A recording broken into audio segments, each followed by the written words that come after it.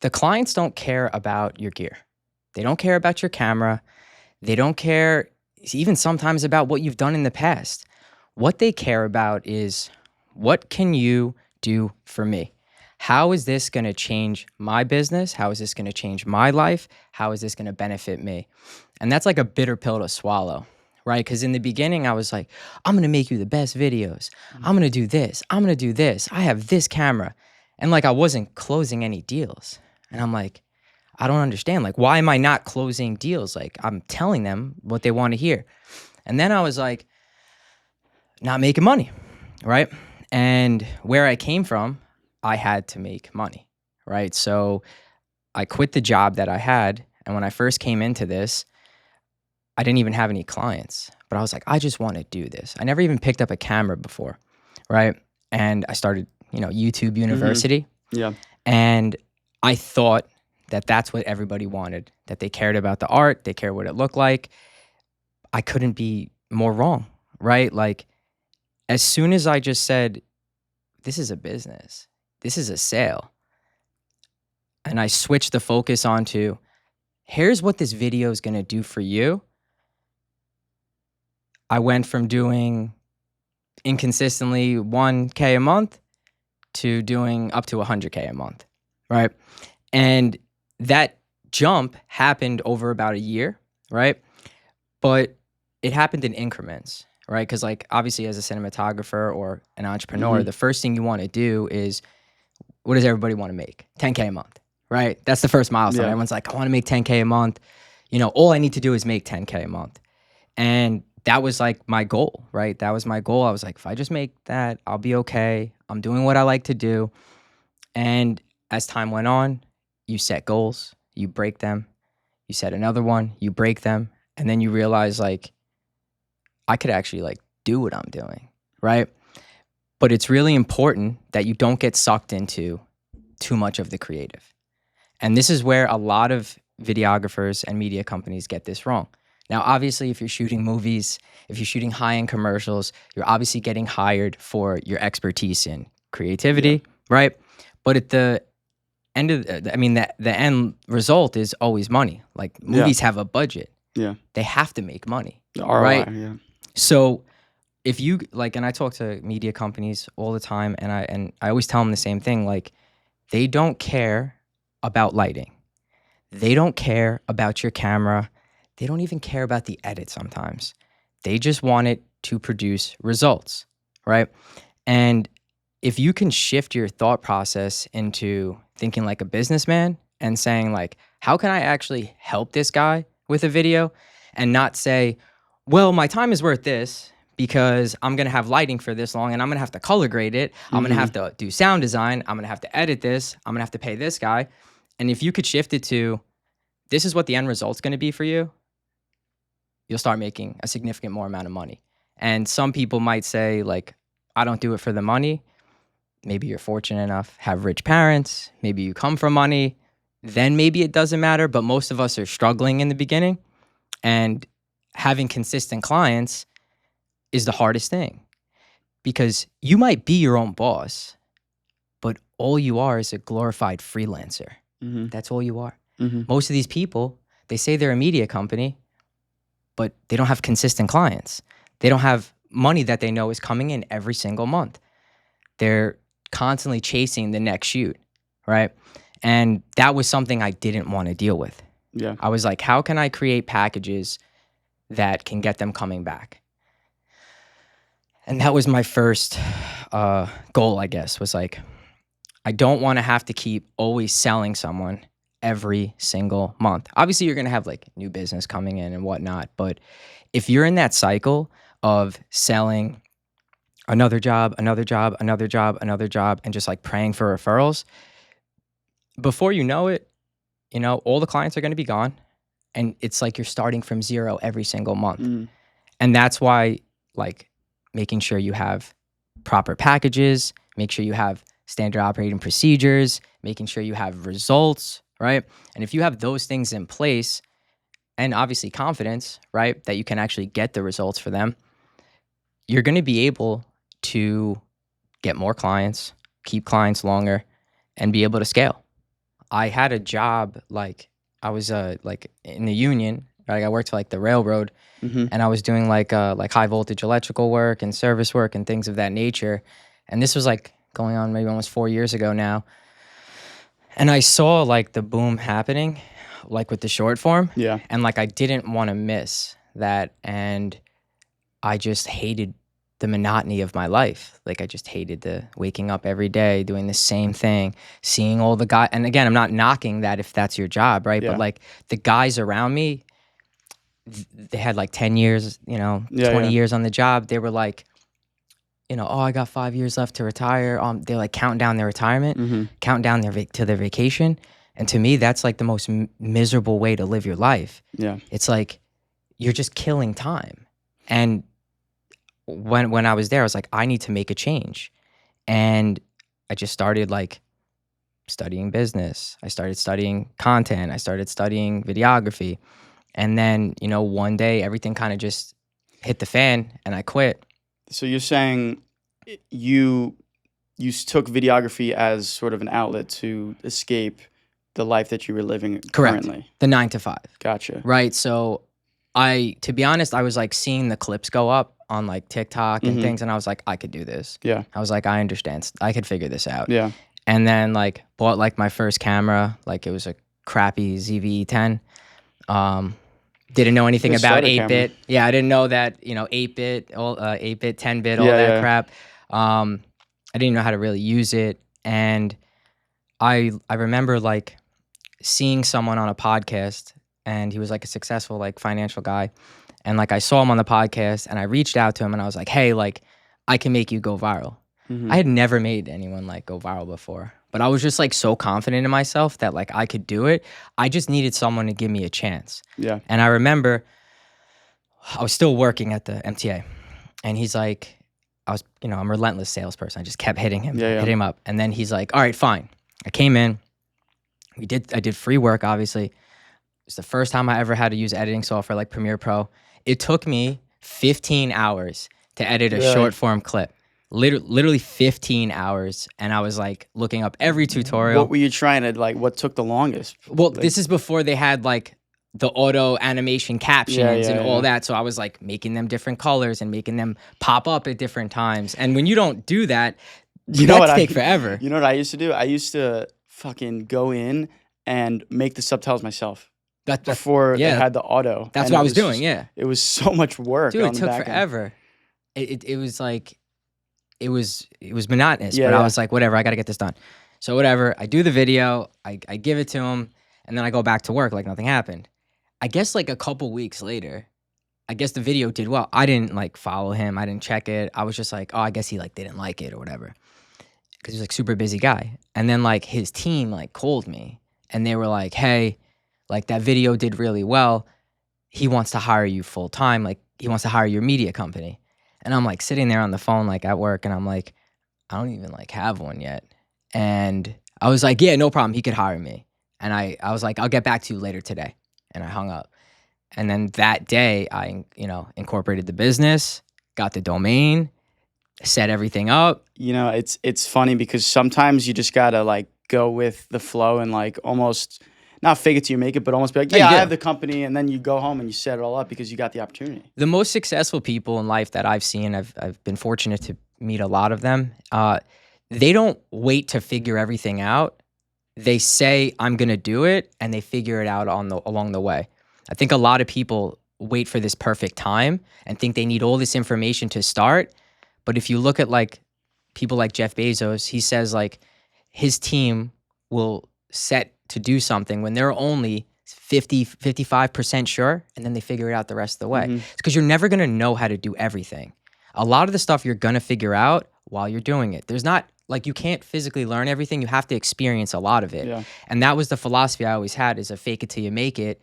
And it is a crazy philosophy to have. It's very stressful, right? But it kind of forces you to put your back up against the wall so you have no choice but to succeed. And that was what I did.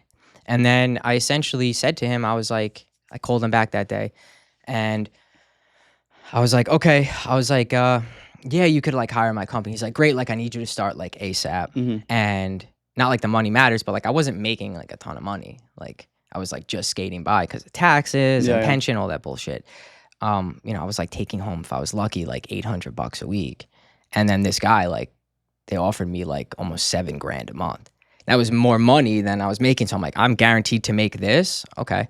So I just quit my job and just literally went for it. Right. And now that's a huge risk because I had a job that people would essentially kill for. Right. Yeah. I had a pension, benefits, good job, steady work. You know, like people wait 5, 10 years to try to get an application to get into there.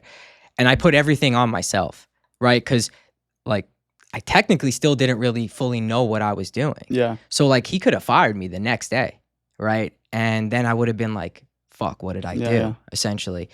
But I believe like when you're put in those really hard situations, that is where you're actually built. Like if you have the grit. So that was the start of Zarkini, Mhm. right? So you started with that one client, and then how did you sort of expand your client base? That's a good question. So it was really like this in a way like the school of hard knocks when I was working for that guy. He was like he was kind of a dickhead. Yeah.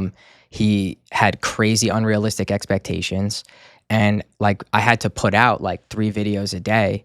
And like remember, it just took me 15 hours to edit one. So I was working like 18 hours a day, Monday through Sunday. I was coming in on Saturdays and Sundays until I got into such a rhythm that I was able to pump out such a high volume with limited resources.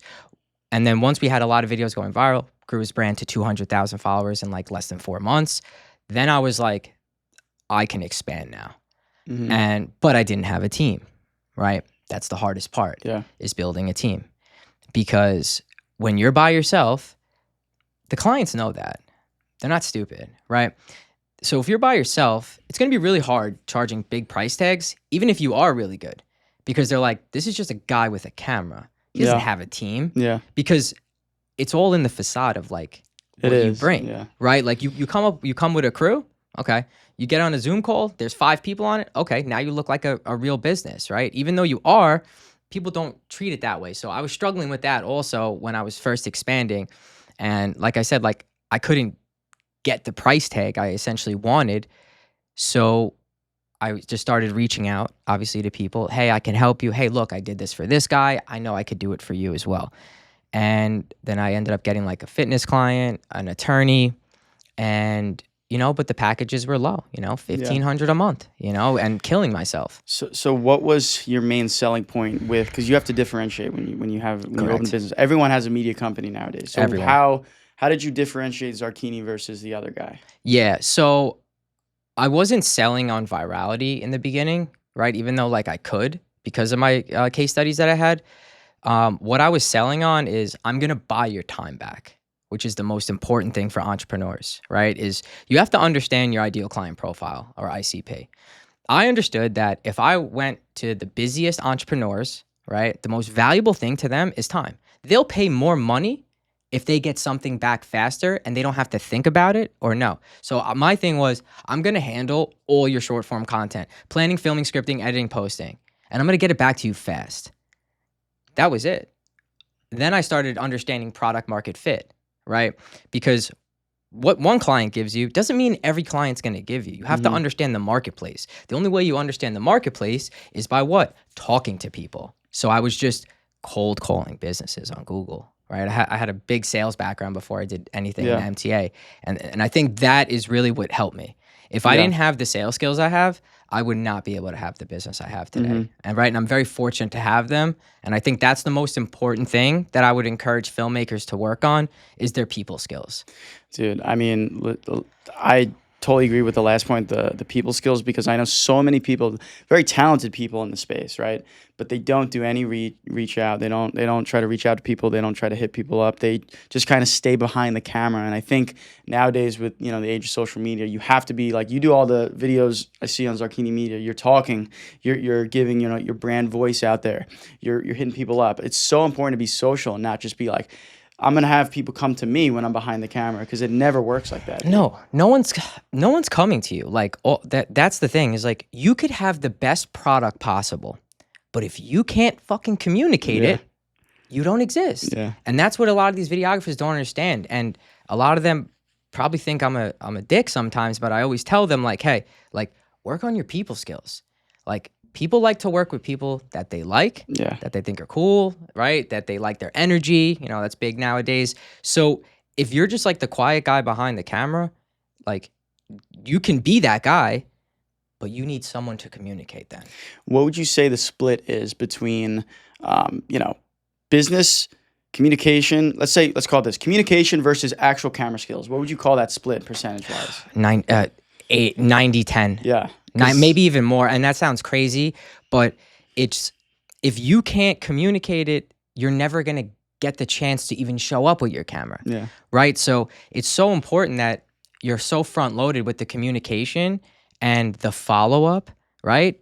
That when you do show up, then they're like, oh, this is why I hired this guy. Yeah. Right? Because so many people, they'll reach out to a client one time. Client says, I'm interested. Send me a proposal. They send them the proposal like you're supposed to do that. You don't send a person a proposal until you have a commitment over the phone. Then you send it to them, go over with them while they're still on the phone with you. Say, okay, by the way, just see on the bottom, just the E sign, just click. And then on the next call, we'll go over onboarding and first payment, and then we'll set up your production date. Sounds fair enough? And then now you have them, right? A lot of people will just trust the client, right? Like buyers are liars. A client's going to say, send me a proposal. He's getting 20 other proposals then, right? You have to, they trust the client, and then they send out a proposal and they get ghosted. A lot of people also, they focus on, they just think their rates will just come to them and like without any push, right? So I think it's so important for you to be confident in pricing as well, because a lot of people, they almost like dig themselves into a hole because they charge low and then they just always charge low from there with that client, because it's hard to go up. You can go down, but it's hard to go up when you have a client, let's say a year ago. So I have clients from years ago, right? When I first started, I didn't charge a lot of money, right? Because when you start, that's not how it works. But then they hit you up like today, 2 years ago, right? Or 2 years in the future. Now my rates have like doubled, tripled. And As they should. They don't want to pay that. How do videographers navigate that sort of aspect of like, hey, my experience has now grown. Yeah. I want to put a new dollar sign to that. Right.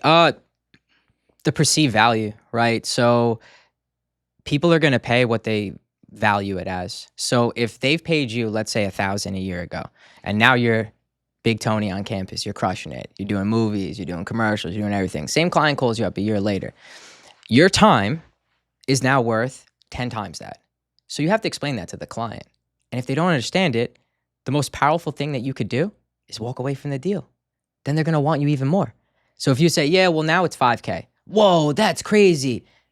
If they're not saying, whoa, that's crazy at your prices, you are way too cheap. Yeah. And this is what I tell everybody. Like, people have no problem paying for an expensive service if they think it's worth it. Yeah. If you're 5,000, right, and let's say I charge 1,000, even if my work kicks the crap out of yours, they're going to value mine as worse. Yeah. They're going to value mine as worse. Even if they look at it both, they're like, yeah, but he's cheaper.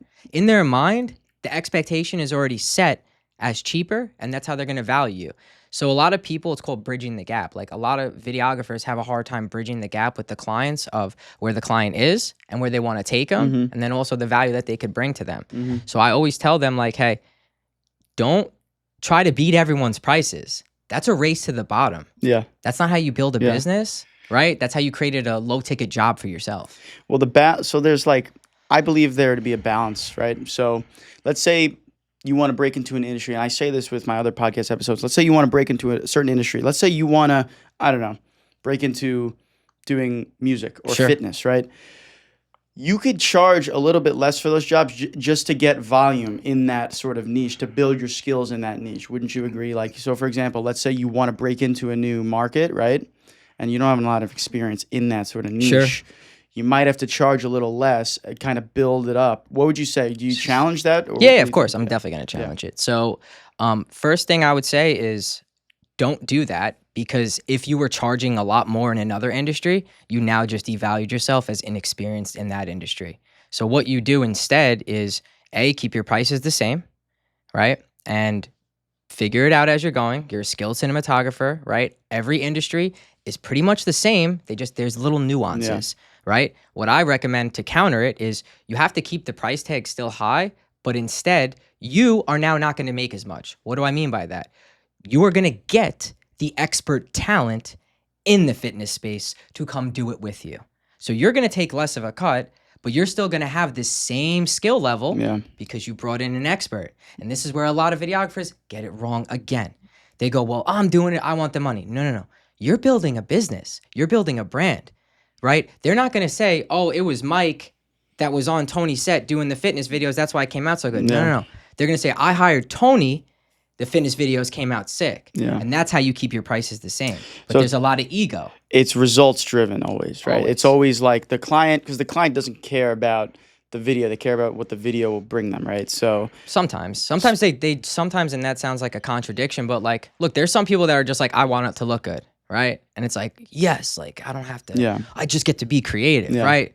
But then when the client talks to his other business associates and they find out how much he paid for it, and then he's like, yeah, well, how much money did you make? Now he feels like an idiot, right? And now he's going to be pissed off, and he's probably A, never going to work with you again, or B, he's going to bucket you where this guy can make the videos look good, but he's not going to be able to make me any money. And there's no longevity in that, right? Like you could get a ton of clients up front for like good looking videos and stuff, but it's not scalable because eventually when they're sitting at a table in a business meeting and they're looking at all the stuff that they're trying to cut out to save money, they're going to go, oh, Tony's videos cost this. Oh, where's the return? Not there. See you later, Tony. Right? Like, and you'll lose every time to that down the line. Again, you could just keep getting a never ending supply of new clients, but then you're back in the, I'm a freelancer forever. And going back to the fitness and like fitness example, right? It would actually be better for you not to charge less and for you to do the video for free on a revenue share, because then you're at least putting your money where your mouth is, right? And showing that you're confident that you could do it. Like the trade has to be even in a sense, right? Because like I never like to do low pricing because your services are always devalued. And the other thing is, let me ask you, why are you trying to break into an industry you have no experience in? Like what's the reason, right? Like, is there more money in it, right? And then it's like, do you have the plan? Like, where is this going to be? If I work with this fitness client, who am I trying to get to at the top and how am I going to get there? And then it starts making sense to say, well, okay, if I do this for free now, or if I charge this and bring this guy in, then over time, I'll be able to start charging more, right? It all comes down to like, you got to set goals for yourself, right? Like if you don't know where you're going to be in the future and you're just like coasting, it's just, again, it's like a race to the bottom. So it's like really important that media companies understand like what their specialties are and what they want to be known for. Because I think a lot of media companies are like a one-stop shop, thinking that's like a good thing. And people like specialists. Why do you think, cardiologists charge so much? People like to deal with a specialist. So if you say you're a specialist in one industry, you actually can charge a lot more on top of it, right? Now, obviously, when your company grows, you bring on expert talent, you can offer different things. But in the beginning, you don't want to be a handyman. Nobody likes a handyman, right? Like I would say, like, what is your specialty? Cinematography, I would say. The look of something, staging, direction, those sort of visual cues of projects. You look like a director. Like you look like a big picture kind of guy. That's what I want to do, directing. So can I ask, why do you do the other jobs?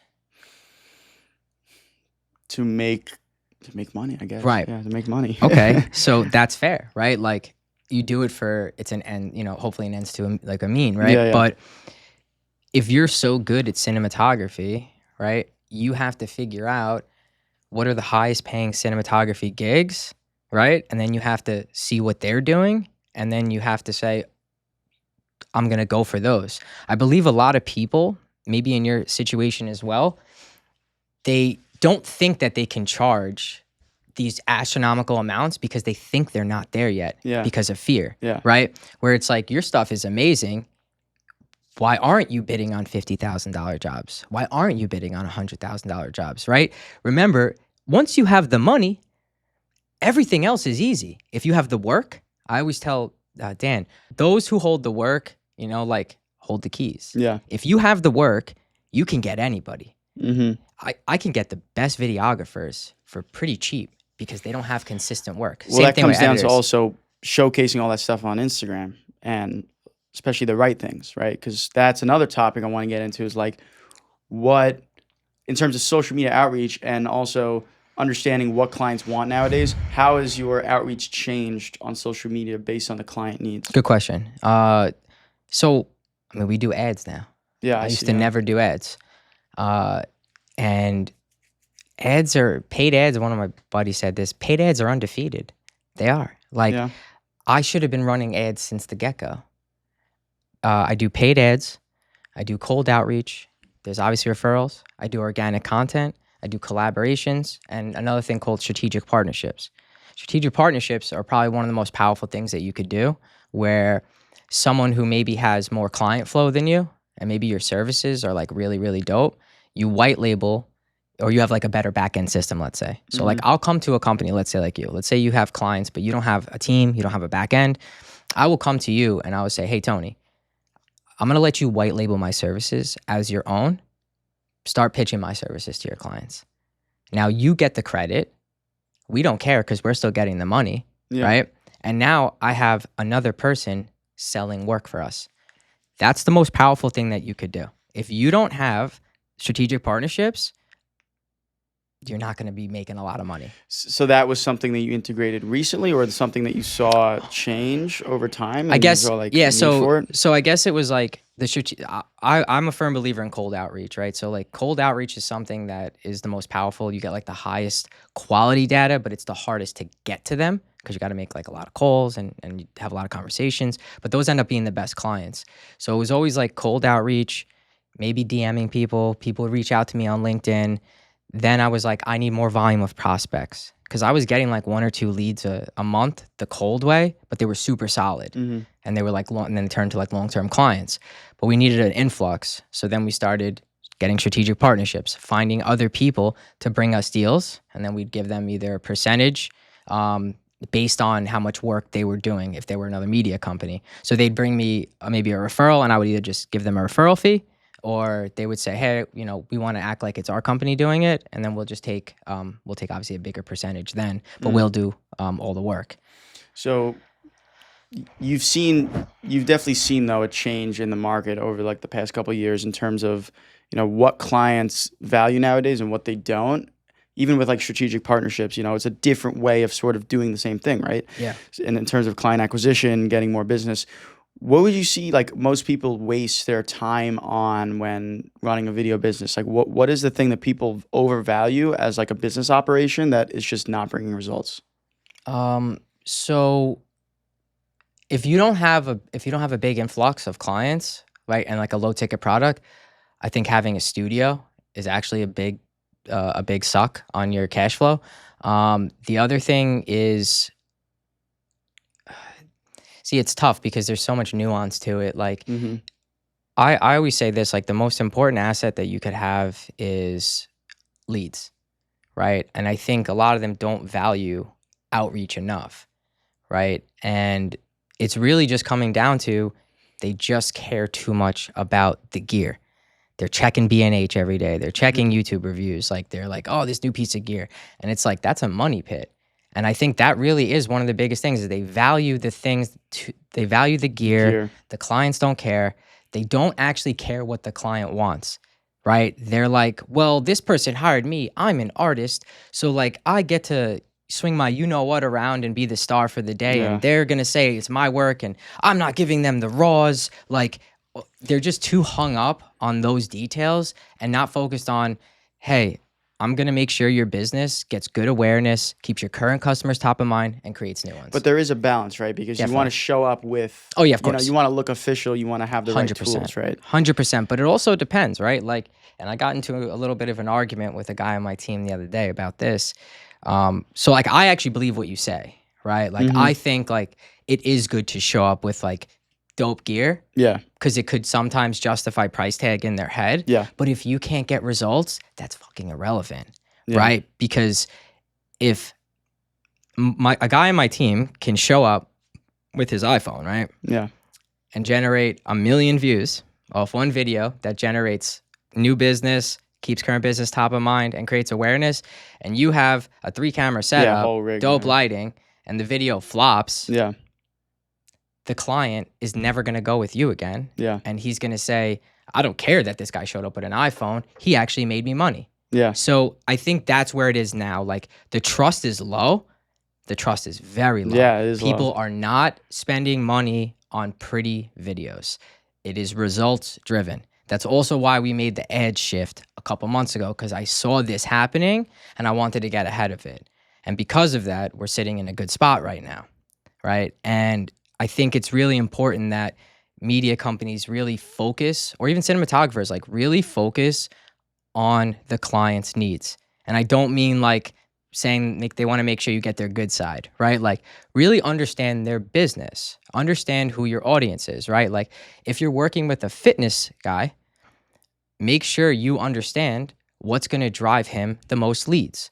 Are you helping him with lead magnets, right? Are you helping maybe crafting an offer for You him? did a shoot with Anthony Scalzo, right? Yes, Scalzo was one of my clients. Yeah. So I always see him at Profit. So Yeah. that's where I work out. That was just funny. I always see him on. Super cool dude. Yeah. Super good dude. Yeah, we did a bunch of short form content for Scalza in the space. You know, we would do the productions at Onyx, right? And with him, you know, the social media, you know, it could be a lot, because I know he's in the process of doing other things business wise, and it becomes like a full-time job, right? Like, because the other thing too is, like, when you're making content for people, you also need them to show up as well, right? Like, I could give someone content, but if they don't do what I tell them to do with it, it's like I handed you like a $300 steak, but I served it to you on a garbage pail lid, right? Like, so you got to make sure that the expectations are set properly up front, because your clients are your resume.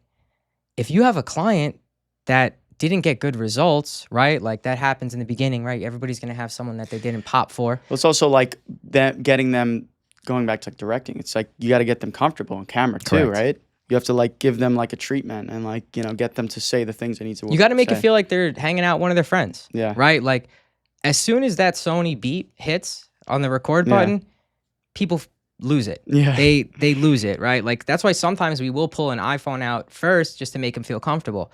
And going back to like processes that have changed. So like, I used to script every single video, and I'd bring a teleprompter and all that, and videos would go viral, right? But I noticed over time that when I started doing more clients and big volume, like we're doing 5-6 productions a week sometimes, the people start to get stressed. Yeah. There's nothing worse than a client that's stressed that's also giving you thousands of dollars, because now they're setting a behavior in their head of, when I'm around this guy, I'm uncomfortable, right? Even though if it is maybe getting results, right? Like, so it's important that you make them comfortable and you understand your client. Like, everyone is going to act different when you show up. And this goes back to communication skills. So what is your process then with a client when you get to a shoot? How do you get them to say the things they need to say? Well, first, I like to build rapport with them prior to the shoot, right? Phone calls, texting.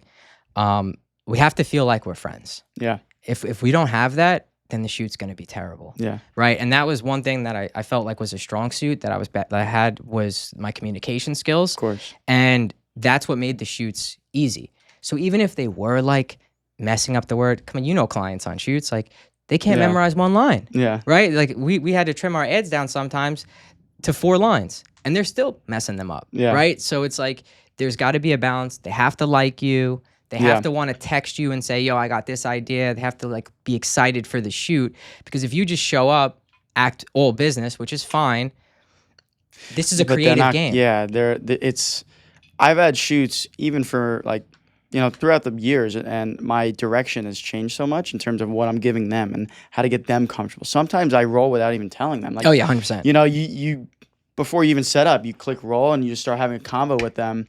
Sooner or later, they're just like chatting about something, and it's like, oh, that could be a clip right there. It's all about getting them in the mode that you want to get them, and everyone's different, right? So sometimes, actually, we shoot podcasts in the city for this marketing company, and the guys are super nervous, right? They were like sweating, whatever. So what we had them do was, before we roll, one deep breath, just like exhale, 3 times in a row, Right. and they felt so much better. Just like a little thing like that, it makes them feel so It's, much. you know what it is too, and like that's a good strategy, like going back to like Yeah. not letting them know you're recording, right? And that's something that I would do as well. But what tends to happen with that is like now your post-production process becomes Yeah. you're now a fisherman Yeah. fishing through a long form clip, praying for one moment. So it's like, and I just had to deal with that the other day, but sometimes you have to do it that way, because if you're trying to go clip by clip by clip for the short form, once you get someone rolling, sometimes it's really hard to get them going again. Yeah. So like Yeah. sometimes with certain clients, I prefer to just direct them with questions, right? If they go off topic, revert them back. Mhm. That's a clip. If that's a bad one, delete that clip Mhm. and then keep it going so that the post-production process is smooth. That's another thing that I think a lot of people don't have a good system from pre-production to post-production to deliverables. What do you think things change throughout the process in that chain, and how have they changed? Like maybe something in production changes. How do you sort of pivot and get the Yeah, so again, I'm fortunate enough to have a lot of work, so I'm able to test and try a lot Yeah. of different things and see like what's working. So like I can fail at something a couple times really fast and then kind of figure it out. The biggest thing was definitely switching from scripting to ideation talking points. And what I mean by that is just whatever industry they're in, I do the ideation based around the industry, based on what their customers are looking for the answers for on platforms like Google, Reddit, YouTube videos with over 20,000 views, Quora, Answer the Public, things like that. I'll go over that with you after. So it's like we do a full base ideation, and this is why they have to be an expert in their industry. Because if they're an expert in their industry, any question you ask them, they can just answer right off the Yeah. top of the dome. And I like to tell them, if you can't answer this question off the top of your dome, like you and I are just Yeah, yeah. talking, just tell me skip. Yeah. And I used to not do that. And now this keeps productions flying.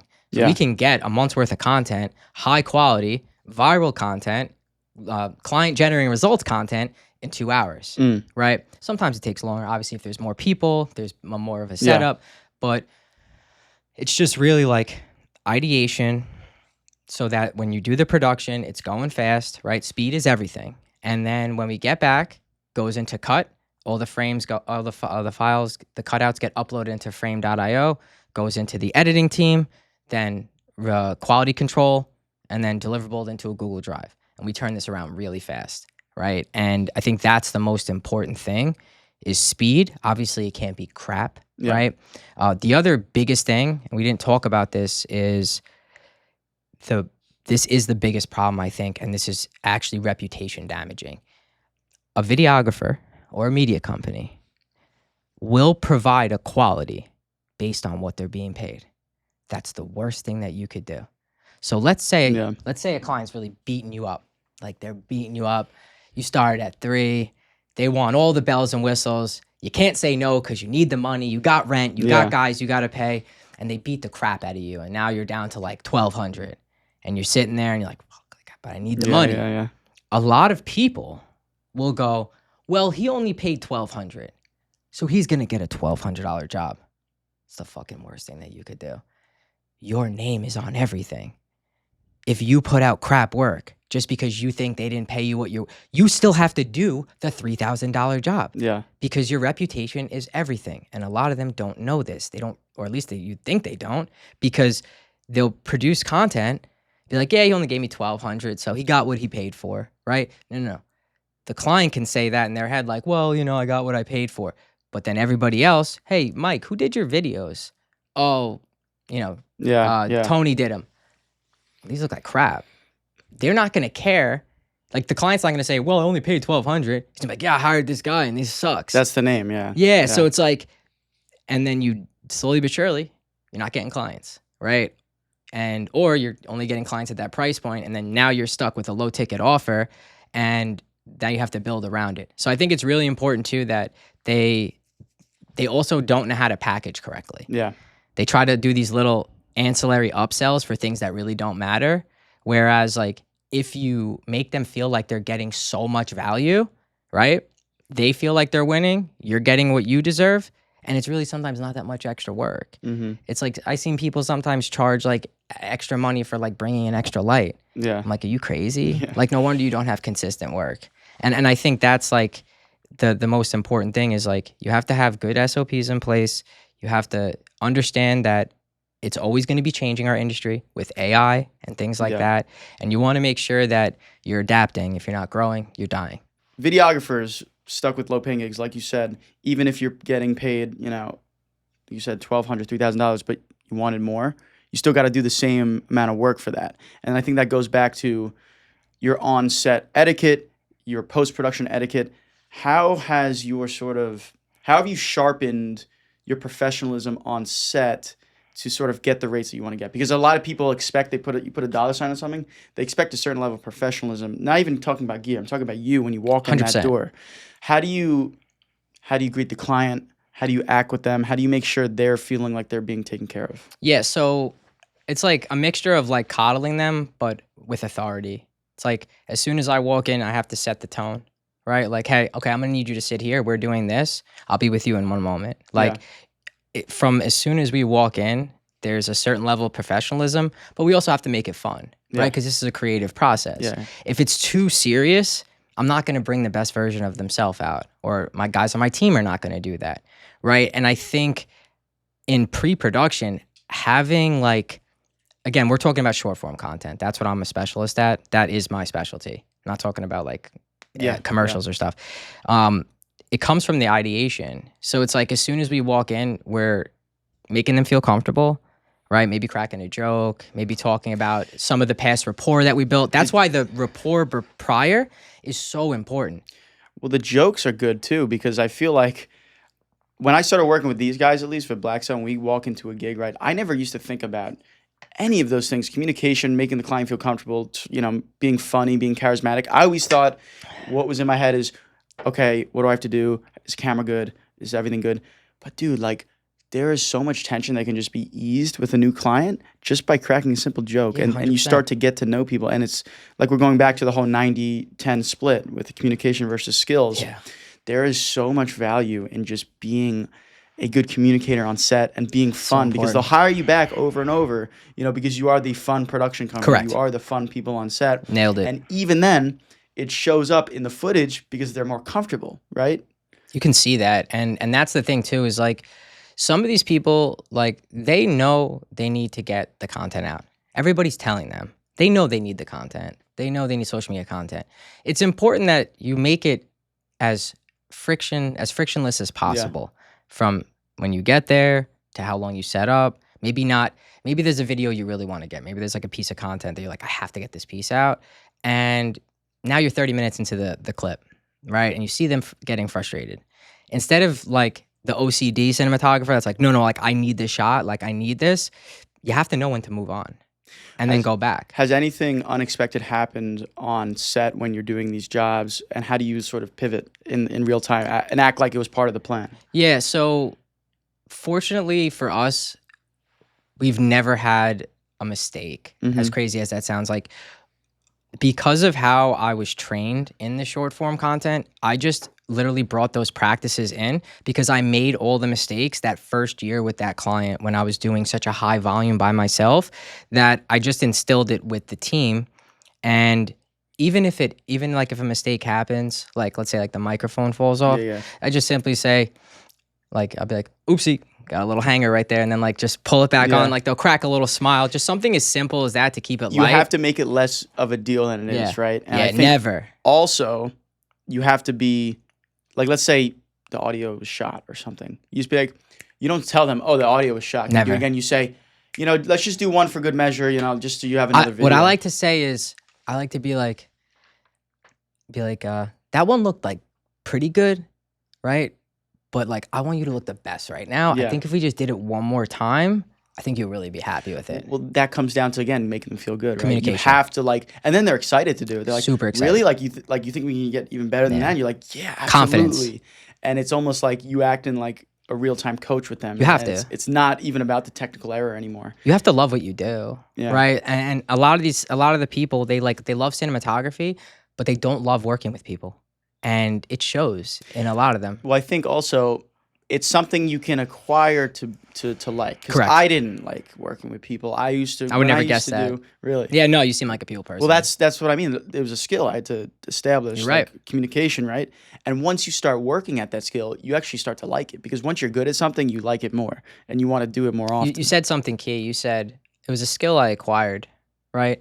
You had the willingness to want to get better at something. Most people are so afraid at sucking at something in the beginning that they're not willing to even go through the channels to start getting a little bit better at it so that they can build a skill. And I think you have to get comfortable with being uncomfortable, right? And a lot of people just don't want to do that. They want to stay what they know, what they're good at. They don't want someone to be like, "Oh, I don't want to look like I'm not good at it," or this. Like, people don't put the practice in. Like, if you suck at communicating, you need to have more conversations. You have to be willing. You have to be willing to suck Yeah, at something. for You a have to little be, bit. yeah, you have to be willing to suck at something more than the other guy is. And as long as you can like suck at something for maybe, I don't know, a couple months, you start to pick up skills here and there. And then once you actually start getting a little good, you're like, wow, this isn't actually that bad. Now I actually like doing it. Yeah, and like the communication is something that should almost be put. It should be put before everything. Yeah, Like, absolutely. because that's how you're going to differentiate yourself. Like, how you speak is how they differentiate you. It's not your work, right? When I get off a phone call with someone, I already know that I do not sound like every other company, and they're going like, he was different, right? Like, I have clients all the time say, I've talked to dozens of media companies. You sounded not like any of them, and that's why I'm going with you.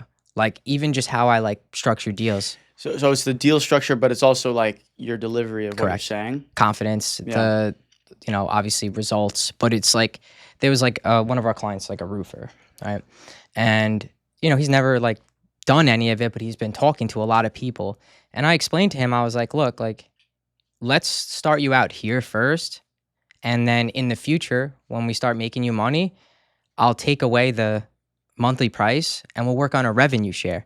So I'll get a percentage of the jobs that are coming in when I know you have the back end operation to sustain it. And he goes, no media person ever suggested something like that. And Yeah.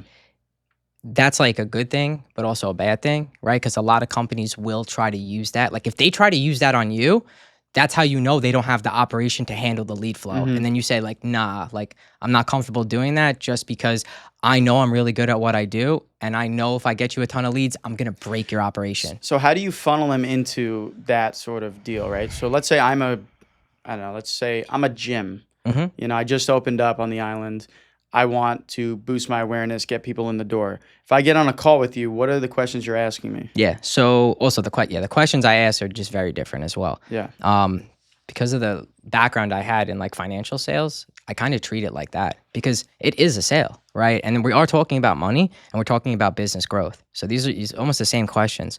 So questions I'll ask them is like, okay, like right now, what are you typically like grossing on a monthly basis? Like, give me an average, we'll meet somewhere in the middle. And then they'll tell me. And I'll be like, okay, and like, where do you want to be? And then they'll also tell me. Now, also, I'm qualifying them at the same time. Yeah. So like, if they're telling me they're doing 10K a month, I know there's no way they're not going to go for one of my higher packages. So I already know how to bucket them. And then I ask them other questions like, okay, what are your margins? How long does it take you to get paid? Right? Like, where's the split? Right? Like, things of that nature. So you're like inserting yourself into their operations budget in real time. Correct. You're kind of reading them out and be like, oh, if you know like monthly revenue off the bat, you're like, all right, I kind of know where they're at, where I'm going to be at. Or I know right what I off. could do for them. Yeah. That's more important. It's not even about just the money. It's like, Yeah. I know what I could bring to the table. If someone is only making 10K a month, I know they're not going to spend 10K a month on media. They don't have it to support it because oftentimes with media, right? And I know a lot of companies love to say it takes a long time. Like, no, it doesn't. Like, if you're good at what you do, I can get you leads in 8 hours, and I do it, right? So your content will change based on where they're at and what their goals are, right? So the Correct. way you structure The deals. but also the content that you're going to walk in and do. For example, right? Like, and I like this topic we're talking about. So, for example, if someone, I also ask them like, what do they need? Like, what's more important to them, awareness or money? And I tell them you can't pick both. What's more important now? If they say ROI, right? Now I know this is not an organic play. This is an ads play. because they need the immediate return. So then I say, okay, so look, I know you want awareness, but let's focus on shooting 5 ads, 5 statics first. Let's get that going for the first few weeks. We'll get some leads coming in. We'll do a very small ad budget for you, local, right? New gym. And then after the first month, then we'll come back and we'll do organic. We'll keep the ad budget going into month 2. And now you have organic side by side. So you have organic value type content, brand building content, awareness content. At the same time, you have the disruptors, which are the ads popping in their face. Like, oh, where have I seen this guy? So now there's more credibility for the ads that you're running, right? Which is why if they say like, oh, I could wait, it's always better because we could do the organic first, start getting them views. So then when we run the ads, it's like pouring gasoline on the fire because we already understand the target. So what was the, you ran me through that scenario. What was the scenario with White Post Farms? Because that video is pretty fucking sick. Yeah, so that video is, I think they just wanted to modernize, right? Like everybody already knows who they are. Because I live right like down the street Yeah. from there, and they've never really, to my knowledge, had a social media presence at all. No, they had one. They had have one? Yeah, they have a social media presence. Everybody knows who the farm is, right? Yeah, so like, yeah. I don't even want to take like too much credit, but like everybody already knew who they were. We just came in and like we just wanted to do a sick job. Yeah. Like we just wanted to showcase the place. I mean, we did, a couple day production, 2 tiny commercials, 1 hype edit. And then we actually did a bunch of short form content. And like what we actually did when we were there is like, we were literally going around like interviewing the families. Like, hey, like what's your kid's favorite thing at the farm? They're like, I like to feed the animals, like stuff of that nature. And with that type of content, plus the hype edit, I mean, the hype edit did go crazy. Yeah. And because of that, it definitely got more awareness. Well, so going around and talking about like the families and stuff, getting their input, that's important, right? For people that may, want to go there one time. It's testimonial content. Yeah, and also the client testimonial stuff you do. You did it with the woman there too. Yeah. So we do that with everyone. Yeah, why is that important? Because you post those all the time. Yeah, so it's very simple, right? And I'm just going to speak on where we live, Long Island. Yeah. Long Island is monkey see, monkey do. Yeah. Okay? It's very simple. The easiest content to make to get more clients is I use this service and it was good. Mm-hmm. That's it. People overcomplicate this so much. Like if let's say a contractor came to me and let's say he specializes in floors, right? I'm not going to make organic content of him talking about floors, sitting in a chair. Like I've seen people do crap like that. It's like, no, I'm going to say, where were the last 5 jobs you did? We're going to go to their house. We're going to have you stand next to them and say, hey, what'd you think of my service? The good, the bad, the ugly, and what do you think I could do better? And no matter what they say, you put it in the video. Even if they say something bad, right? Because then that shows relatability. It shows honesty. It builds trust, right?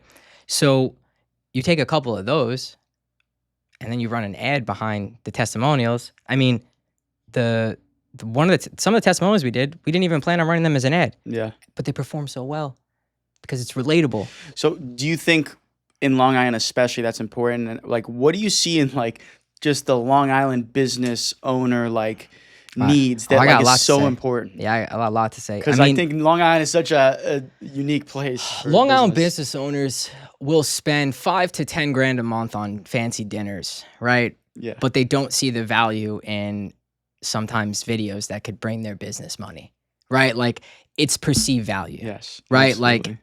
Like it's expensive where we live. Everything's expensive, right? Rent's crazy expensive. You're running your business is a daily survival sometimes, right? So with them, the most important thing is making money, also making them look good, and also they have to feel like they're getting what they want. Yeah. You have to make them feel like they're winning, no matter what. Yeah. It's all about frame and controlling it, right? So it's, in a way, like I said, the Long Island businesses, closing them, when you're in the high ticket space, is like it's kind of an art form in a way. Mm-hmm. It's a dance. So I got a perfect example for you, and you're gonna sort of critique my route and where I went wrong. So I had a masonry company hit me up. They wanted video content, and it was a friend of mine. He started a business, been friends since like First problem. high school. Yeah. It was his older brother, right? And he's like, yo, I just want to get, photo, video, drones. Yeah, try to simplify it so they don't have to pay a lot. Yeah, yeah. Yeah, of course. So like coverage, edits of their on-site team doing what they do, Sure. also the finished products of a couple houses.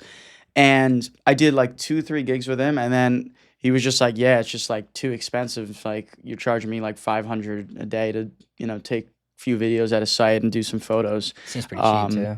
yeah, and I didn't handle it correctly. I was just kind of like, yeah, like if you want to start doing them again, but that's my rate, and I'm not going to take a lower rate for Sure. it. Where did I go wrong? Where could I have grown that into an opportunity? Yeah. So whenever a client starts telling me something, like when they're telling me like, "Oh, I just need this," you have to tell Yeah, yeah, them what they need, right? And then that's what's going to separate you from everyone else. So when he says, "I just need a couple videos, drone, this and that," yeah. I'm going to say, "Well, why do you think you need that?"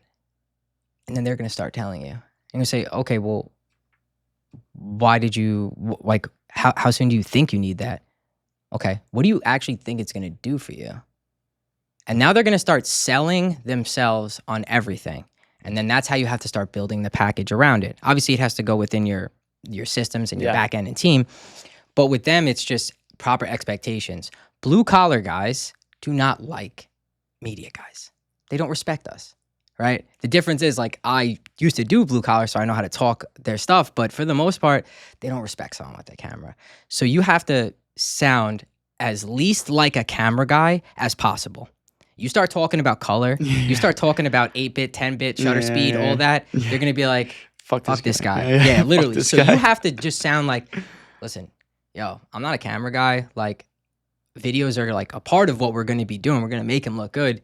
But like, we want to make sure that we set expectations properly. Like, what are we looking to do with this? Yeah. Well, like, I want more clients and stuff. And I'll be like, okay, so like, are you willing to run ads? And then he might say, well, I'm not trying to spend a lot. And now you're like, okay, It maybe it's always goes budget. back to the spend. Yeah, well, budget. But that's why you have to tie them down properly in the sale, right?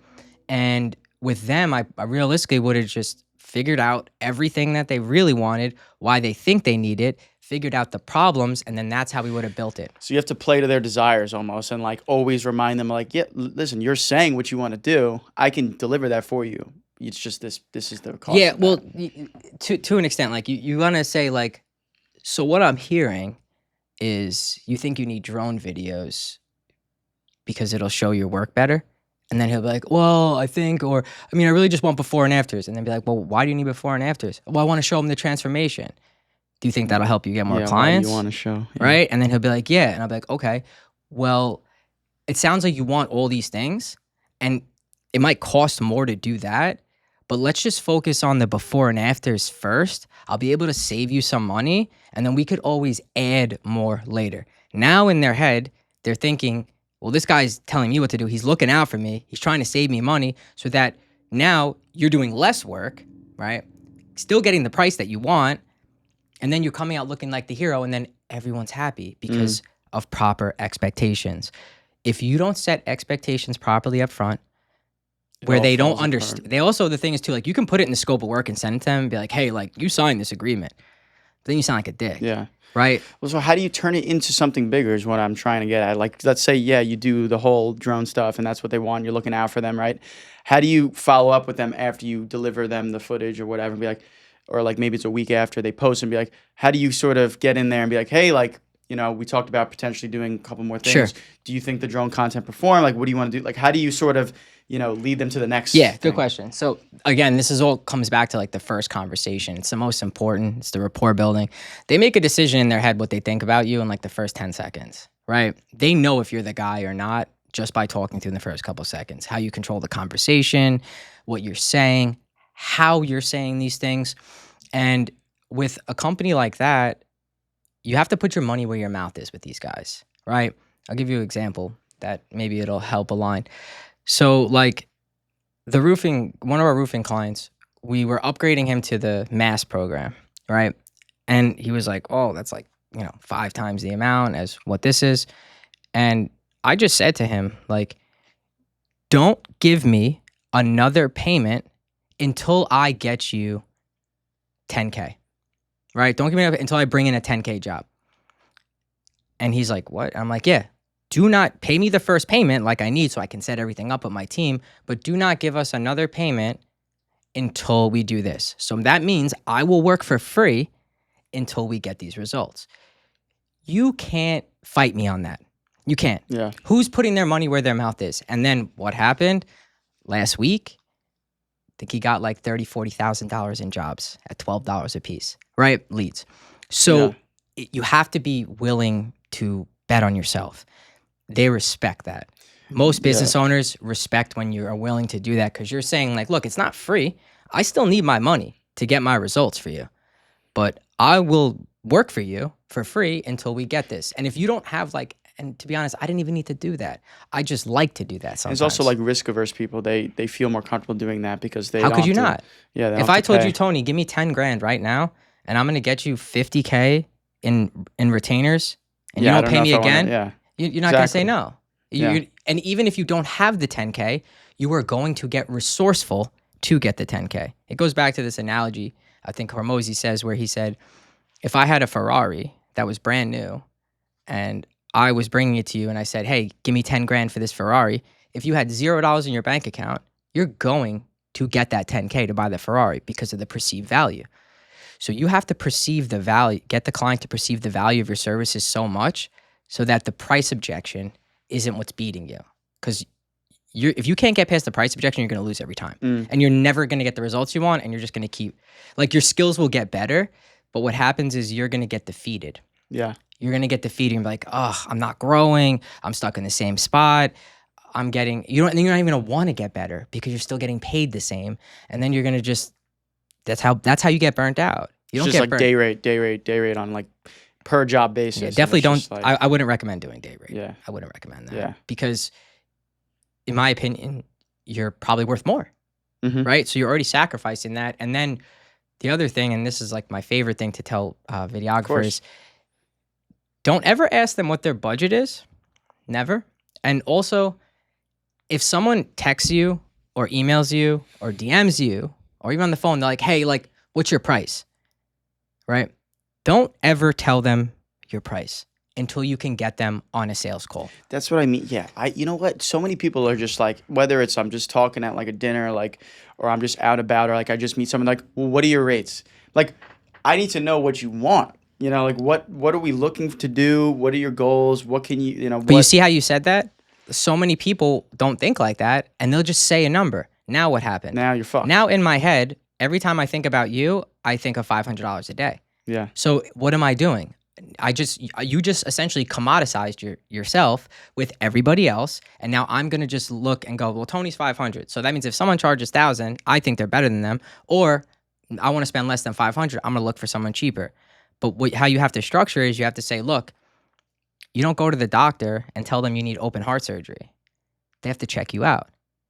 They have to make sure that you even need surgery, right? And then they have to even make sure that they're even able to operate on you. It's the same exact thing with this. I have to understand your business, the goals, and if we could even help you. Yeah. I don't even know if I could help you yet. Yeah. Exactly. And now that's the takeaway. they just think like video's a solution or like Right. that's But just, you have to understand that it's a sale. It's not about the videos. It's a sale. And if you can't sell, you're never gonna get big numbers, right? Obviously, like once in a while you can get a bomb referral from someone. Don't get me wrong, like, oh, you worked with this person. But most people don't have sick case studies. So if you don't have sick case studies, what do? You have to go out and get them. Right. And if you can't necessarily be charging if you don't have them, so you have to do work for free. And sometimes I'll still do work for free. I'll go do like a free shoot because it's not free work, it's a delayed payment. Yeah. Because if I come to you and I do a free production, give you a couple videos, every single video went viral.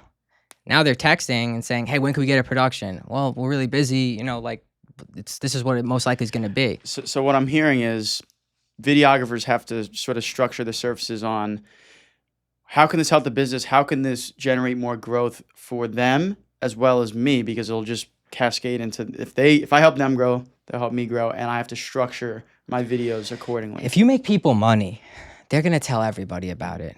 Or even better, they're not going to want anyone else to have you as in their competitors, right?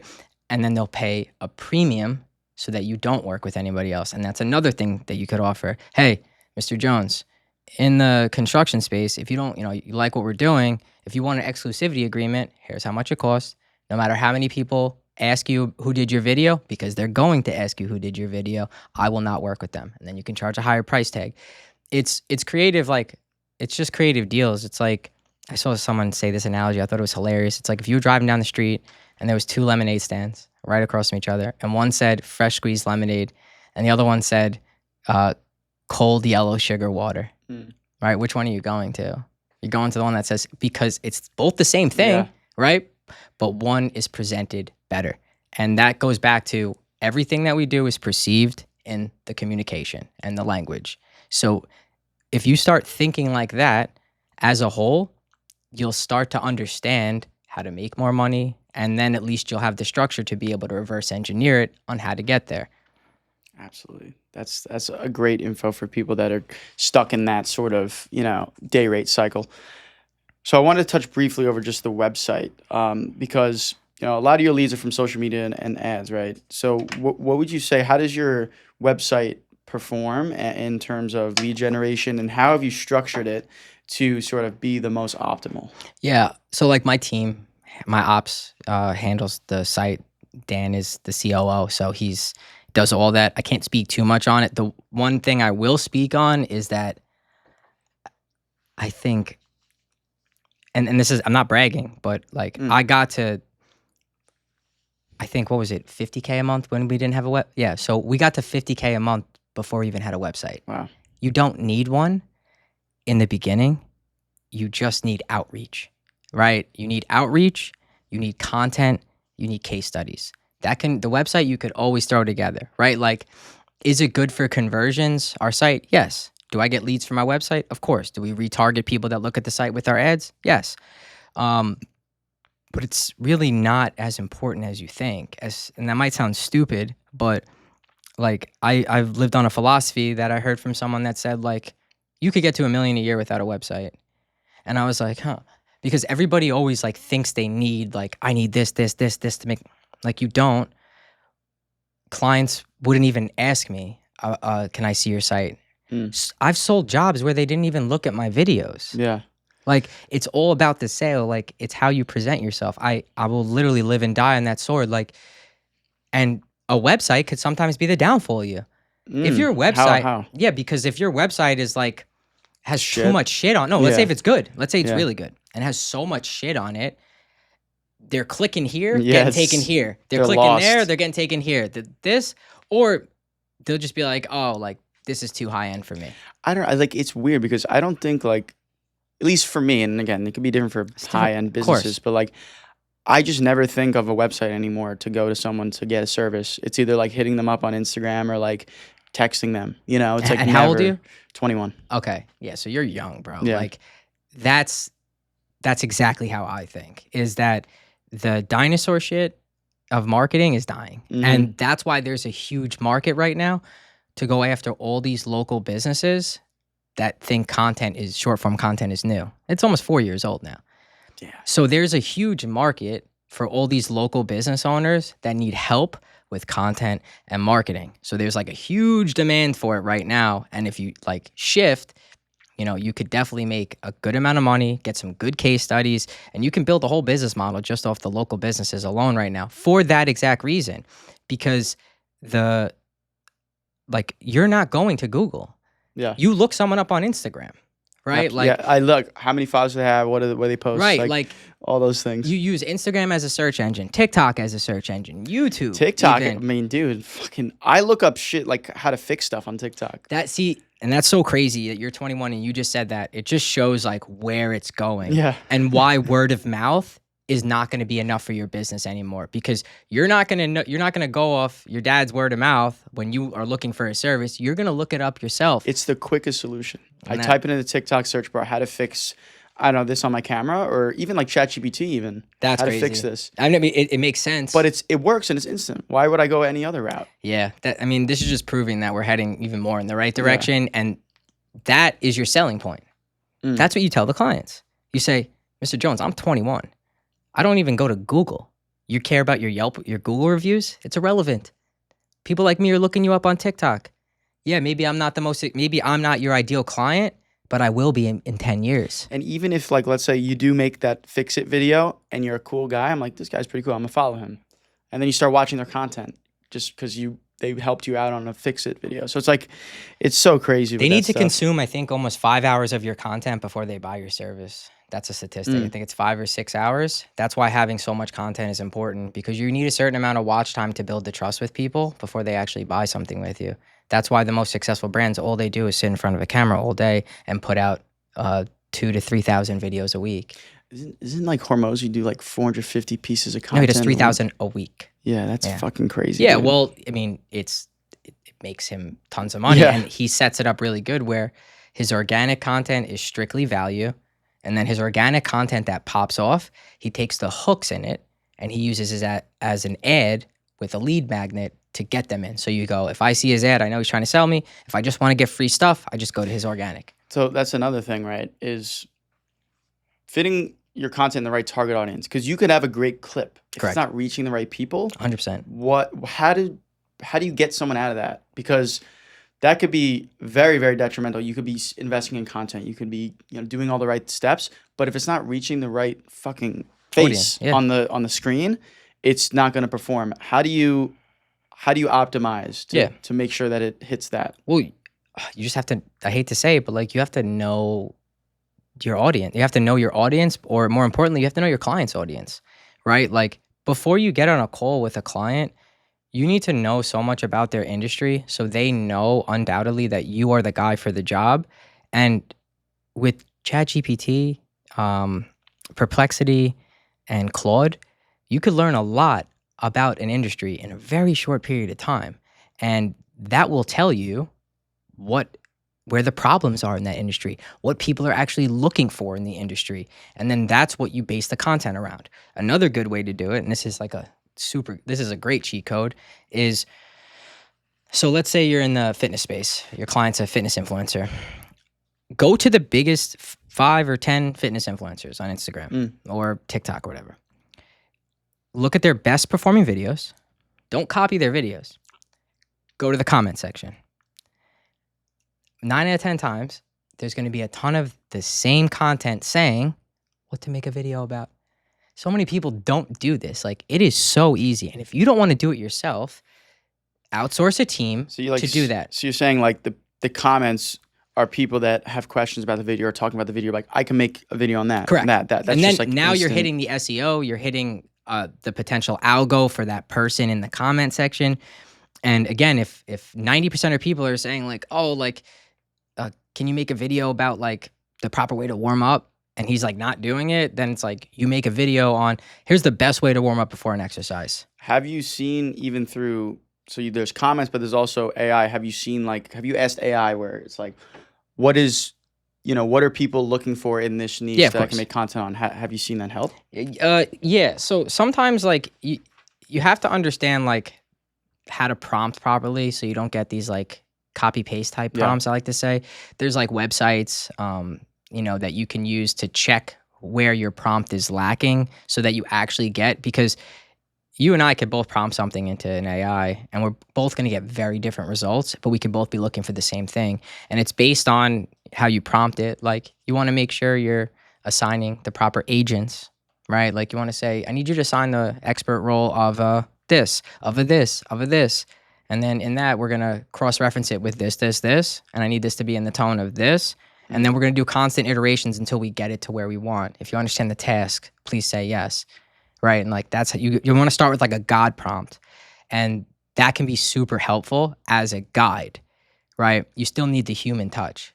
I always tell people like. So which AIs should people be investing in for their business? I mean, I just think like GPT is so simple to like the barrier to entry is low. Claude is really good. Perplexity. They all do similar things, but they're all better at certain things. And you make videos on how to use these AI, right? Yeah. I make some videos on them, right? Like, obviously, like the video like VO is sick, right? Like DeepSeek is sick. Crazy. I mean, they're literally you're looking at them taking us out right in front of our eyes. But that's the thing is like you've built the business so much more around content planning and strategy and sales, where like that's not going to take you out because you still need the guy behind. Correct. That's laying everything out, the kind of the master brain right. to it. You got to be careful. I mean, like, that's the thing is like the AI is coming for us, and it's going to take out all the D, C, and B players. So you just have to make Abs- yourself irreplaceable. But that's why you want to make sure that at least you have the skills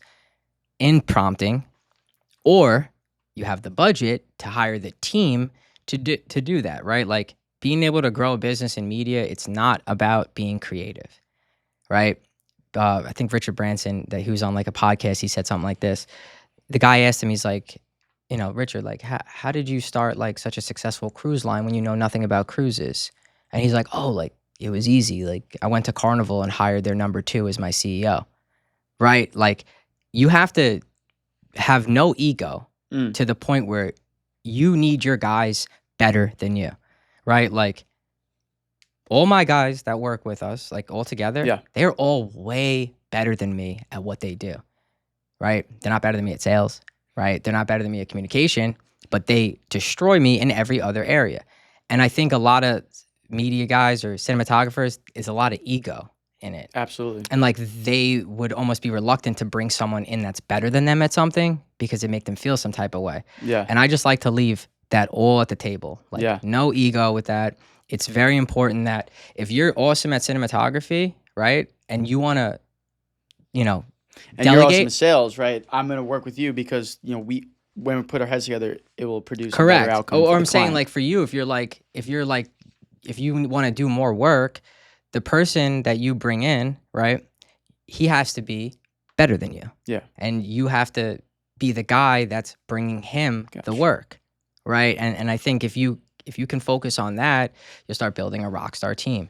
That's the most important thing. And I think like you have to have also some leadership skills. Like people have to want to work with you. Yeah. Because everybody that has a camera, they're all a media company, right? But they're really just freelancers. Well, that comes down to presentation too. Like talking about like making people want to work with you, you have to have a brand. And I think going back to the whole AI replacement thing, if you have a personal brand, it's very hard for AI to replace that. If you have a target audience that loves your brand, like who Right you now, are yeah. as a person. Right now, but the AI creators are coming for us, and they're taking all the brand deals already. And a lot of these Instagram influencers are done. Not to talk about this, but like even OnlyFans, they're making AI creators for that. But like, what? I don't understand, because do the audiences know it's AI, or they just kind of? I don't think they see it? care. They don't give a fuck. They don't care. They Gotcha. don't care. It's a dopamine hit, short form content. It's literally a dopamine hit. People are so addicted to their phones. They literally just scroll, scroll, scroll. Like, even if they're like, oh, this is AI, if the content is put in front of them and the algorithm thinks it's for them, if they like it, they're not going to give a shit. Will there always be clients that value, though, like an in-person sort of shoot production? Yeah, Do you always. think so? Yeah, 100%. But see, the problem is the exception doesn't make the rule. It's the majority that matters. When you go in a parking lot, there's only a few handicap spots, right? So you have to understand that you have to be willing to shift and prepare for a shift, because it's definitely coming. Because what's going to happen is, if you're not a top level cinematographer who's already established, you're not going to be able to charge the rates anymore for a guy who could sit in his house and has a team in India where they can create now the videos with prompts. They're going to beat you every single time. So that's why it's important that people, like have some irreplaceable skills. The AI cannot beat sales and communication yet, because it's a reactive based. Yes. Right. So the cinematography aspect, is it going to help? Like, honestly, I don't think so. I think there's going to be a huge shift, because if I'm a business owner and I'm making, let's say 10K a month, and there's like a 17-year-old kid who lives at home with his mom, and he's like, hey, I can make you an ad, and he just needs to make a little bit of money, but he's really good at prompting, and he's like, hey, I'll just charge you $100. He's going to destroy you guys. Like, he's going to destroy everybody, right? Like, if he has a little bit of work, because they're going to start taking it, right? But that's why it's important to get results for businesses now. Focus on what you're good at. Don't worry too much. I would say not worry about the creative, but really get yourself as known as possible. Put out as much content. Get people seeing your face. Build good relationships. And, people will value working with you. It's just, are you going to be making the money you want to make, right? Because there will be the people that say, well, no, like, I need the 3FX3s, I need the lighting, I need all that. That's great. But is that guy going to pay you every month, right? Or is there going to be a bigger demand for something else? And it's really just about not getting complacent. The complacency is what kills businesses.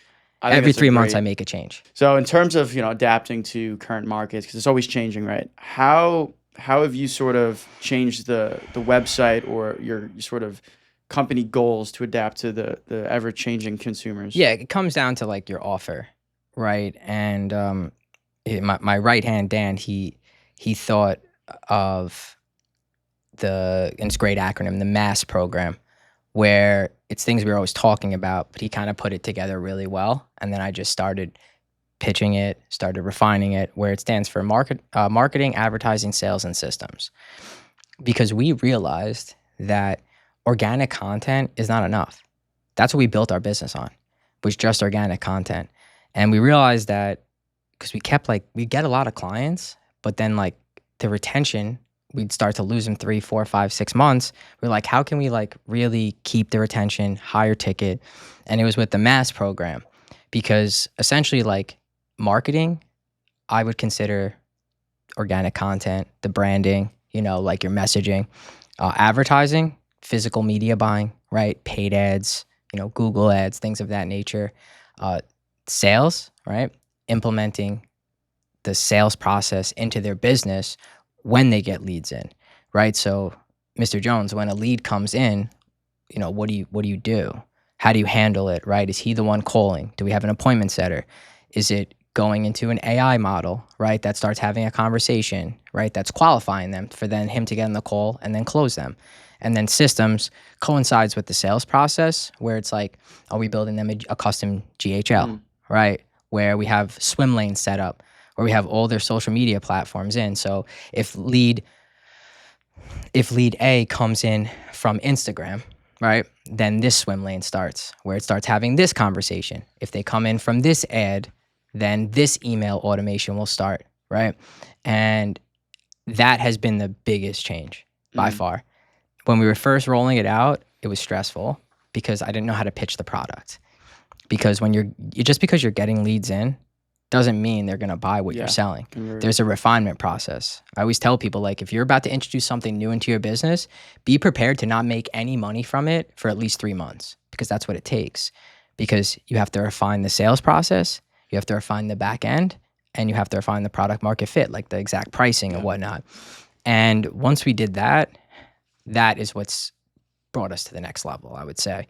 So that goes back to why you have to constantly be innovating for your business, potentially getting some things out of your comfort zone, be comfortable spending money, right? It's not all for you, right?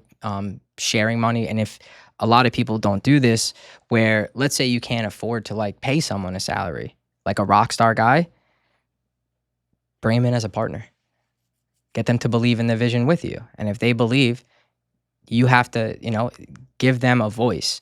So many people like want to work with people, but like they just need a little bit of guidance sometimes, right? So like be the guy that people want to work with, not for, but with, Like right? give them a reason to join in on you. Right, Like because the vision. then you're not gonna, because a lot of the thing with team management is like not everybody wants the same thing.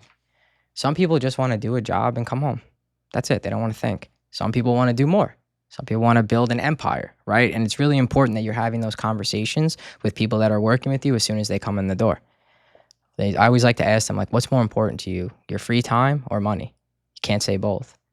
And then they'll usually say, like, oh, my free time. Okay, so if I gave you a ton of work to make this much money, you wouldn't take it. And then they'll say, oh, well, so you have to understand, that's like what Gary Vee says, like, understand your team's needs so you can keep them with you. If they want more involvement, offer them a piece of the like business. Playing to their desires, right? It's like getting them to feel like, excited and encouraged to do it. And this all cycles back to communication. Yeah. Right? Will always be the most important thing. That's a great way to like wrap things in a bow for people listening, like how to react to the times that we're in and how to sort of get ahead of the competition. You got to be ready. I mean, I would just like, I treat every day in business like it could be taken away from me tomorrow. And if you do that, you'll always be ahead. Now, I'm not saying like, explode your business, right? But you have to be able to pay attention to like, all right, in 3 months, like, where do I think this is going to be? Like you can't be that guy who like has like 5 clients and thinks that like they're going to stay with you forever and they're never going to do anything and they love working with you. It's like, no, like if you have a client and someone like me is calling them, like I'm taking your client. Mm. Like, so you have to make sure that you're constantly offering different services, specialized, right? Providing an excellent experience, getting them results, and you'll be in a good spot. But never think that you're going to be okay just because you have clients today, because they could all be gone tomorrow. And I've personally experienced that, where I'd be at the top of the food chain, like oh, everything's great, like he can tell you about like crushing, and then just like that, everything's gone, and you have to literally dig yourself out of a hole or you'll go out of business. And I think those are the skills that you really need to have, like the sales, the communication, but more importantly, the grit to be successful in any industry is as a business owner, Mm. I believe, at least in my experience, is you have to just be able to deal with stress better than everyone else. Because when everything around you is burning, which it will every day almost with a business, you have to be able to let everybody know, yeah, it's fine. Like, we're going to get through this. And if you could deal with that, that's how I believe like you'll always be successful, because you can't wait for that perfect moment to quit your job and go full time, right? Because it's never going to happen, because there's going to be a month where you're down negative and you have to just, in a week, come up with 10, 20, 30 grand to make it happen. And you really just have to want it more than everyone else, because I always like to look at like what the competition's doing. And like, if we're not trying to do 5, 10 times more than everyone else, I know that I could just be in the same boat as them Yeah. tomorrow. But, again, I really appreciate you having me on. I Yeah. hope that, I could shed a little bit of light on anything you're doing, vice versa, Yes. and we can do some stuff in the future. No, I definitely learned a lot, Carlo. This has been very insightful in terms of looking at things differently. I have different guests with different views, and it's so insightful to see someone that's so business savvy on in this end to enlighten a lot of people, because I think, like we said, people are very into the whole art thing and the entitlement and the ego thing. So bringing a new sort of thought methodology to the table has been really insightful. So appreciate this, man. Oh, no This has problem, been bro. awesome. Yeah, no problem. That's a wrap. Nice. What'd you think?